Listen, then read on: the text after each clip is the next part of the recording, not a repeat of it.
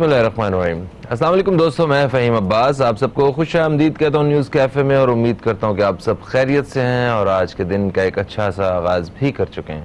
आज हम अपने प्रोग्राम में प्रोग्राम के पहले हिस्से में जो मौजू लेके आपकी खिदमत में हाजिर हुए हैं, जिस हवाले से बात करने वाले हैं वो है ख़वातीन के हवाले से कि ख़वातीन पे बढ़ते हुए मज़ालिम। आज आप अखबार खोलें, न्यूज़ चैनल्स देखें या अपने इर्द गिर्द नज़र दौड़ाएं तो आपको अंदाज़ा होगा कि ख़वातीन पे तशद्दुद के वाक़यात बहुत आम होते जा रहे हैं। और इसके साथ साथ ख़वातीन को जो मसाइल दरपेश हैं वो हमारी ख़वातीन की हम उनको एम्पावर्ड करने की कोशिश तो करते हैं, बात तो करते हैं, मगर उसका तरीक़ाकार जो है उसके ऊपर अभी उस तरह वाज़ेह तौर पर काम होता हुआ हमें नज़र नहीं आ रहा है। हमें तालीम के शोबे में जब तक औरत को मजबूत नहीं करेंगे, उसे ताकतवर नहीं करेंगे, तो ये इन मसाइल का हल नहीं हो सकता है। और उसको ताकतवर करने के लिए हमें तालीम के शोबे पर काम करने की ज़रूरत है।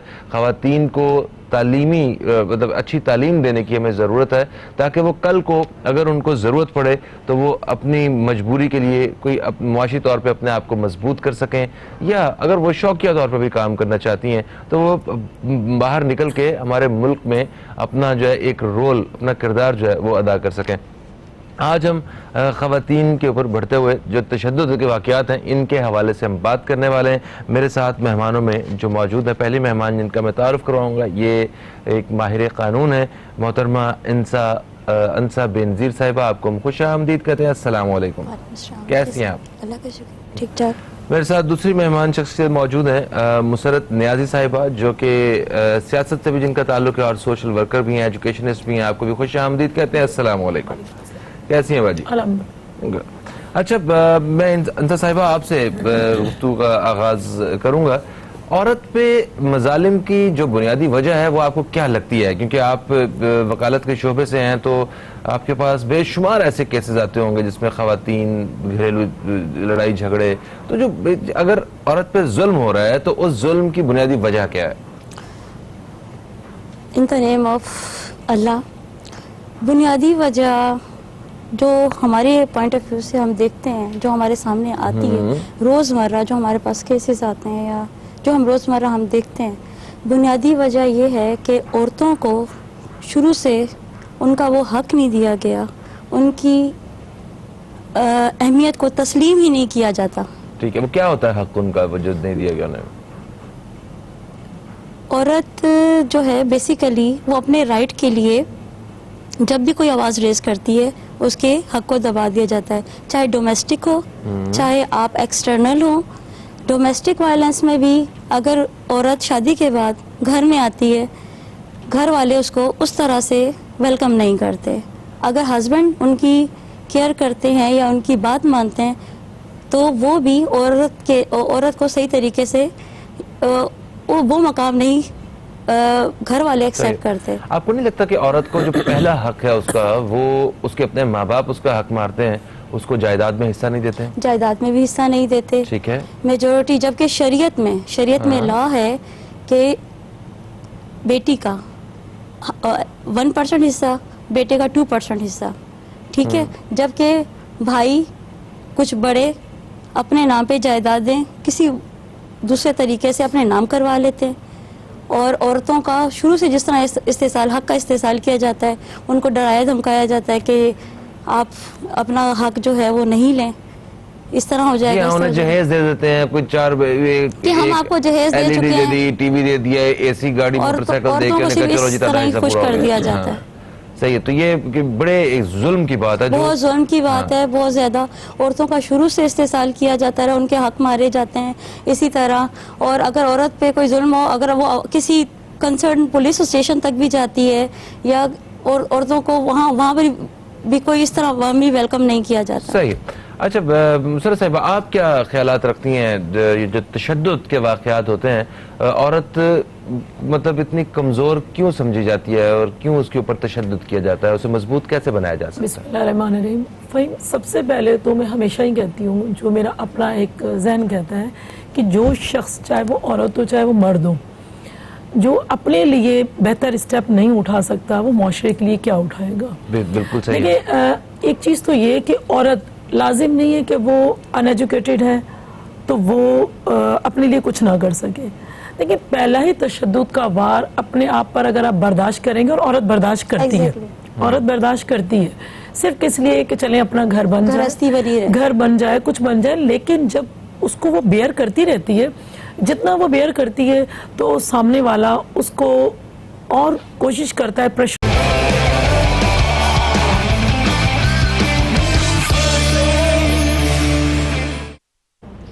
ویلکم بیک، آپ دیکھ رہے ہیں نیوز کیفے، میں ہوں فہیم عباس، اور پروگرام کے دوسرے حصے میں ہم داخل ہو چکے ہیں۔ جیسا کہ آپ جانتے ہیں کہ آج کچھ ایسی خبریں ہیں، جو تازہ ترین خبریں ہیں، وہ آپ دوستوں تک پہنچانی ہیں، جس کی وجہ سے ہمارے پروگرام کی جو ڈیوریشن ہے وہ متاثر ہوئی ہے، مگر خیر کوئی بات نہیں، آپ سے ملاقات ہونا یہ زیادہ ضروری ہے۔ پروگرام کے دوسرے حصے میں ہمارے ساتھ موجود ہیں، ہر جمعرات کے شو کی طرح ہمارے ساتھ موجود ہیں حضرت بشیر فاروق قادری صاحب، جو کہ سیلانی انٹرنیشنل ویلفیئر ٹرسٹ کے چیئرمین بھی ہیں۔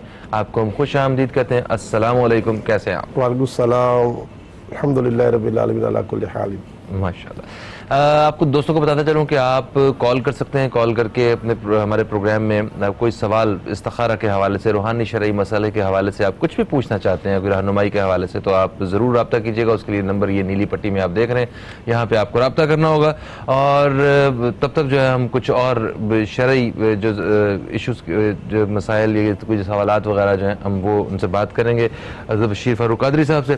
سر، ہم وقفے سے پہلے بات کر رہے تھے خواتین کے اوپر بڑھتے ہوئے مظالم کے حوالے سے، تو اسی حوالے سے بات نکلی جہیز کے معاملات میں اور جائیداد کے حوالے سے، وراثت۔ ہم یہ دیکھتے ہیں ایک سوسائٹی میں ایسا ہوتا ہے کہ جب بچی کو، بیٹی کو، بہن کو جب وراثت میں حصہ دینے کی باری آتی ہے تو ہم اسے حصہ نہیں دیتے ہیں، ہاں اس کو جہیز دل کھول کے دے دیتے ہیں کہ یہ لو، یہ تیرا ہو گیا حصہ، اور جو وراثت کی تقسیم ہے وہ لڑکوں بیٹوں میں ہی کی جا رہی ہوتی ہے۔ تو یہ ایک ان کا حق ہے، پہلا حق ہے جو انہیں گھر سے ملنا ہوتا ہے، اور انہیں وہ نہیں مل پاتا ہے۔ یہ شادی دھوم دھام سے کر دیتے ہیں کہ تمہاری شادی پہ اتنا خرچہ ہوا ہے اور جہیز اور وراثت میں حصہ ختم۔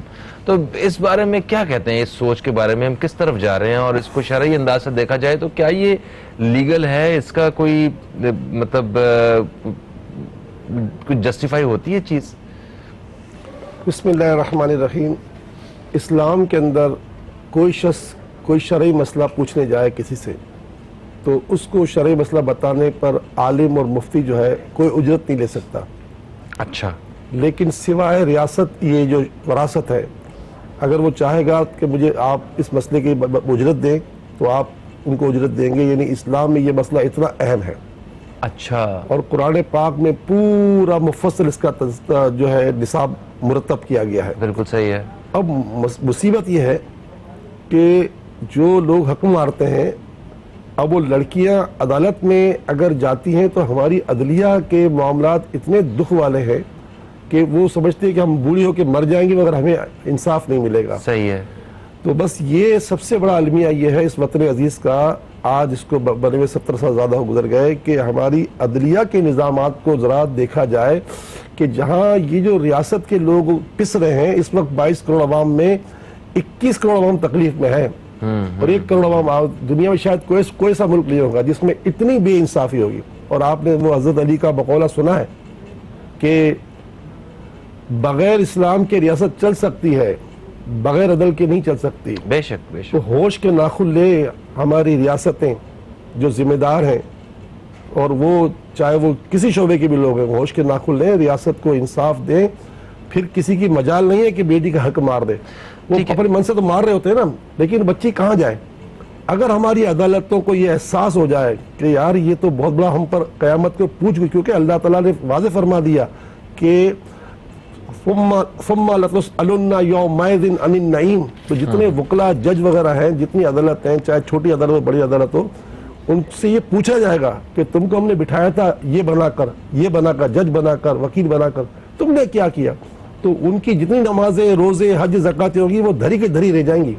صحیح صحیح۔ سر، اس پہ مجھے ایک اور کویسچن ریز کرنا ہے۔ ایک کالر ہمارے ساتھ ہیں، انہیں شامل کر لیتے ہیں پہلے۔ السلام علیکم جی، کون ہے ہمارے ساتھ؟ میں رقیہ بول رہی ہوں پشاور سے۔ رقیہ صاحبہ پشاور سے، آپ کو ہم خوش آمدید کہتے ہیں، کیا کہنا چاہیں گی؟ میں مولانا صاحب کو السلام علیکم۔ وعلیکم السلام۔ مولانا صاحب میں آپ کو حامد لیاقت کے پروگرام سے دیکھ رہی ہوں لیکن آپ سے بات چیت نہیں ہوتی.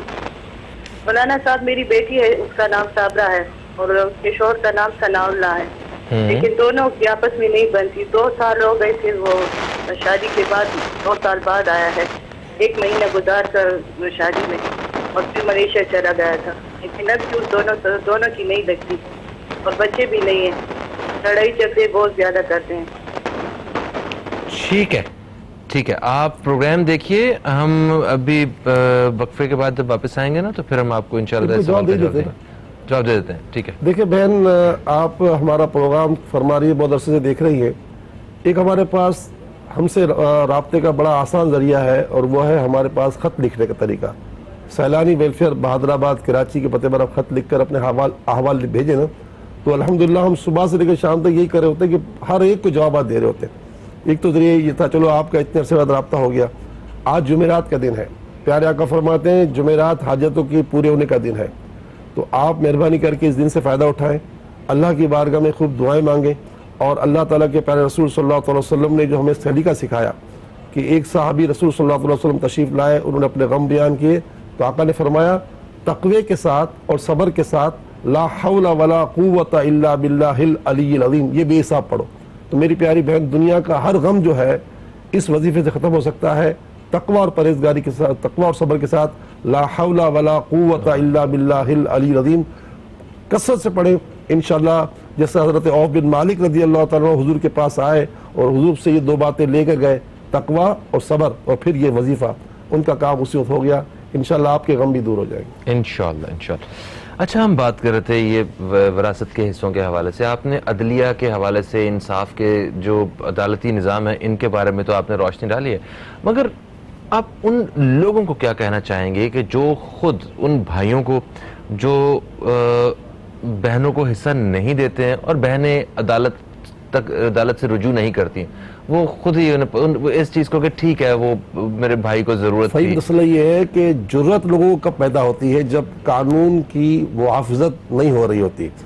دیکھیں بھائیوں کو جرت کیسے پیدا ہوئی, کو پتا ہے کہ ہم بہن کا حق مار دیں گے نا تو ہم سے کوئی پوچھنے والا نہیں ہے. جب ایک ڈر ہوگا نا, ڈر. میری صدر پاکستان سے بھی ملاقات ہوئی تھی گورنر ہاؤس میں. ٹھیک ہے. صدر پاکستان کو اس بات بڑی تشویش تھی کہ یہ جو حق نہیں دیے جا رہے, اس پر جو مطلب نہیں کہ میں کام کر رہا ہوں, میں اسلامی نظریاتی کونسل کو میں نے یہ کام بھی دیا. اسلامی نظریاتی کونسل بھی تو مطلب متحرک تو ہو نا. تو مطلب کہنے کا یہ ہے کہ ہماری بدقسمتیاں ہیں کہ ہمارے وہ ریاستی ادارے جن کو ریاست خربوں پہ دیتی تنخواہوں میں, پاکستان کا 4-4.5 ہزار ارب خرچہ ہے سال کا, 4.5 ہزار ارب کا پاکستان کا بجٹ ہے. تو بھائی یہ بجٹ کس پہ دیا جا رہا ہے, ان کو دیا جا رہا ہے نا جو ذمہ دار ہیں, ان کو متحرک ہونا چاہیے. سر بھائی کی جرت کیوں ہوئی؟ جرت اس لیے ہوئی کہ اس کو پتا ہے کہ یہ کچھ نہیں کر سکتی, میرا بہن ہی کچھ نہیں کر سکتا. سب سے بنیادی بات یہ کہ وہ مجرم تو ہے, بھائی تو مجرم ہے, لیکن ہماری ریاست بھی مجرم ہے کہ جو لوگوں کو اس بات کی طرف بالکل مایوس کر چکی ہے کہ ہم تمہارے ساتھ نہیں دے سکتے, ہم تمہارا ساتھ نہیں دے سکتے. صحیح ہے. اچھا, ایک چیز اس میں اور بھی ہے, ہم بہت ساری ایسی غلطیاں اور نا انصافیاں کر جاتے ہیں اور صرف ایک جسٹیفیکیشن اس کی کیا بنائی ہوتی کہ میرا مولا بڑا رحیم ہے, وہ تو بڑا رحمان ہے, وہ معاف کرنے والا. سر وہ معاف کب کرے گا؟ تمہاری نمازوں معاف کر سکتا ہے, کرے گا, روزے پہ کر سکتا ہے وہ معاف, کو اس کی مرضی, لیکن اس پہ معاف نہیں کرے گا. حقوق العباد ہے بھائی. یہ کسی نے کسی کی ایک بالش زمین قبضہ کی, ایک بالش, تو قیامت کے دن اسے 7 زمینیں, پوری زمین ہے نا, ایسی 7 زمینیں اس کے گلے میں ایک ہار بنا کے ڈالی جائیں گی. وہ تو کیا اس کا حشر ہوگا. یعنی آپ سوچیں تو صحیح, یہ جو معاملات ہیں نا, میں نے نماز پڑھی اللہ مجھے معاف کرے, وہ اس کی وہ الگ بات ہے, معاف کرے نہ کرے, لیکن یہ حقوق العباد ہے بھائی. یہ اس سے بہت بڑا سخت معاملہ ہے. آپ سوچیں کہ امام علیہ السلام فرماتے کسی نے کسی کے 3 پیسے کھا لیے, 700 نماز دینی پڑیں گے اس کو, 3 پیسے پر 700 نمازیں. اور اگر وہ اس کو کہتا ہے نمازی نہیں تھا تو جس کی کھائے نا اس کی گناہ اس میں ڈال دی جائیں گے. آپ سوچیں تو صحیح. اللہ اکبر. کالر ہمارے ساتھ ہیں, شامل کریں گے. السلام علیکم جی, کون ہے ہمارے ساتھ؟ جی دوبارہ کال کر سکتے ہیں آپ. کال کرنے کے لیے نمبر جو ہے وہ اسکرین پہ آپ کو نظر آ جائے گا. اور ابھی ہم کچھ کالز لیں گے, اس کے بعد وقفے پہ جائیں گے, تو پھر آ کے ہم جلدی آپ دوستوں کے سوالات اللہ تعالیٰ نے بڑا زبردست جو ہے سلیقہ سکھایا ہے ریاست کے, اس کو مطلب کہ وراثت پر اور سب کو چاہیے کہ وہ اس معاملے میں بالکل بددیانتی نہ کرے. اچھا اگر آپ نے یہ کیا نا, پھر قرآن کیا کہتا ہے, وما اصابکم من مصیبہ فبما کسبت ایدیکم, تم نے جو ایسا کیا نا, تم سن لو کہ جتنی مصیبت تمہارے ساتھ چل رہی ہے نا, یہ تمہارے کرتوت کی وجہ سے. جو بندہ کسی کا حق مارتا ہے نا, پھر بیماریاں بھی ہیں اور یہ بھی ہے اور وہ بھی ہے اور تباہی بھی ہے, بربادی بھی ہے, گھر میں امن باہر بے چینی, گھر میں باہر بے چینی, یہ سب اپنے کرتوت کی وجہ. قرآن کہہ رہا ہے بھائی, بندہ کہتا ہے نصیب کی بات ہے, نصیب نہیں, یہ نصیب کی بات نہیں ہے, یہ تمہارے کرتوت کی وجہ سے. وما اصابکم من مصیبہ. بالکل صحیح, بالکل صحیح. ایک اور کالر ہمارے ساتھ ہے, انہیں شامل کریں گے. السلام علیکم جی, کون ہے ہمارے ساتھ؟ وعلیکم السلام. نائلہ. نائلہ صاحبہ, کہاں سے کال کیا آپ نے؟ میں لاہور سے. لاہور سے. جی نائلہ صاحبہ, کیا کہنا چاہتی ہیں, کیا پوچھنا چاہتی ہیں؟ سر میں نے جاب کے لیے اپلائی کرتی ہوں, میں پی ایچ ڈی ویسے کر رہی ہوں, لیکن میں جاب کے لیے اپلائی کرتی ہوں, میری کہیں پہ بھی جاب نہیں ہو رہی کافی ٹائم سے, اور میں نے اپنے رشتے کے لیے بھی پتہ کرنا تھا, شادی کے لیے بھی. ٹھیک ہے, شادی کے لیے مطلب کہ شادی کب ہوگی, یا کوئی شادی کا, اچھا کال ڈراپ ہو گئی ہے, ٹھیک ہو گیا جی. جاب کے لیے اپلائی کیا ہوا ہے اور اس کے بعد آپ نے شادی کے بارے میں پوچھنا ہے, ٹھیک ہے, اس بارے میں ہم ضرور بتائیں گے, ابھی وقفے پہ جائیں گے تو. اچھا سر, ایک اور چیز, ہم وہ لوگ جن کو اللہ تعالیٰ نے ایک وہ حیثیت دی ہوئی ہے کہ وہ ان کے ملازمین ہیں, وہ ایک سٹاف ہے, ایک کام, ایک لوگوں کا رزق بندھا ہوا ہے ان لوگوں کے ساتھ, یہ بھی خوش نصیبی بھی ہے, مگر ان کے سٹاف کو, ملازمین کو یہ ایک مسئلہ اور شکایت ہوتی ہے کہ ہمیں وقت پہ پیسے نہیں دیے جاتے اور بلا وجہ پیسے کاٹ لیے جاتے ہیں. تو ان لوگوں کے بارے میں کیا آپ کا شرعی طور پہ کیا کہتے ہیں آپ؟ بھائی تو بچہ مجھے جانتا ہے کہ ہمارے نبی کیا فرما چکے ہیں کہ مزدور کو اس کے پسینے سوکھنے سے پہلے مزدوری دے دی جائے. بے شک. تو آپ سوچیں نا یار کہ آپ مطلب یہ نہیں کہ کسی کے ساتھ, اچھا چھوٹی آدمی کا تنخواہ کا یہ عالم ہے کہ اس کی تو 20 دن تنخواہ ختم ہو جاتی ہے. جی ہاں. تو اب یہ تو ایسے مسائل ہیں کہ اب کسی کو یہ بھی اس کا بھی ادراک نہ ہو, پھر کس چیز کا ادراک رہے گا اس کو. اور پھر وہ یقین یاد رکھیے گا, کلکم راعین و کلکم مسئول عن الرعایا, تم میں سے ہر شخص نگران ہے, تم سے تمہاری رعایا کے بارے میں پوچھا جائے گا. تو یہ سیٹھ صاحب جس کے پاس 4 ملازم ہیں, اس سے 4 کا پوچھا جائے گا کہ تم نے اس کے ساتھ کیا برتاؤ کیا.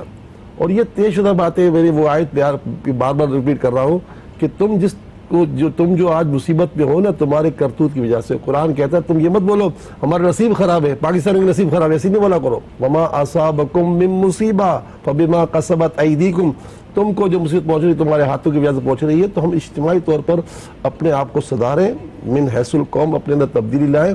نمازوں سے مسجد تو آج بھی بھری ہوئی ہے الحمدللہ, لیکن معاملات سے ہمارا بیڑا غرق ہو چکا ہے. صحیح. تو یعنی کسی کے اپنے ملازمین کے پیسے رکھ کے اپنے اکاؤنٹ میں بھر کے, ہم یہ نہیں سمجھ سکتے کہ ہم لوگ شاید ہم کاروبار میں ہماری بہتری ہو جائے گی. وہ تو میرا خیال خود نقصان کی اور خسارے کی طرف جا رہے ہیں. بھائی انسان تو انسان, ہمیں تو بلے اور کتوں کے ساتھ اچھے برتاؤ کا حکم دیا گیا. جناب ایک شخص نے بلی مار دی تھی, سرکار سے عرض کی گئی تو فرمایا یہ جہنم میں جائے گی. اور ایک بدکار عورت نے ایک کتے کو پانی پلا دیا تھا, تو آقا فرماتے ہیں اس عورت کی اللہ نے بخشش فرما دی. سبحان اللہ. یہ ہے دین ہمارا. ایک وقفے کا وقت ہے جی, وقفے سے واپس آئیں گے تو آپ دوستوں کے سوالات کا جواب دیں گے, اور دوران وقفہ بھی ہم کوشش کریں گے کہ آپ دوستوں کی کالز شامل کر لیں. تو کہیں مت جائیے, اب تک دیکھتے رہیے نیوز کیفے.